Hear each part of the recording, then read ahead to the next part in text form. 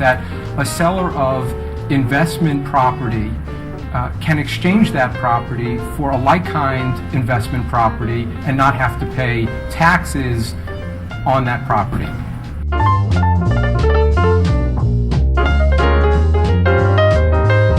Suppose that you're a seller, you've sold a property for $100,000 and the taxes on that are $25,000. Without doing a like-kind exchange, what happens is then you'd only have $75,000 to buy your next piece of property.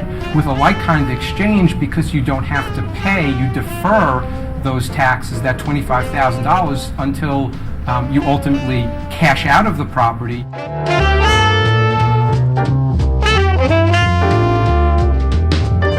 Generally, no. It's a 1031 is again under the Internal Revenue Code, which is a federal statute.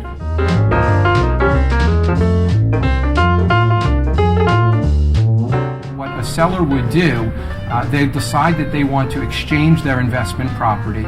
They will enter into a contract to sell their property, and they will put language into the contract that indicates that they have the right to do a 1031 exchange. They will also find what's called a qualified intermediary, and that qualified intermediary is an independent third party. The qualified intermediary will receive the proceeds from the sale.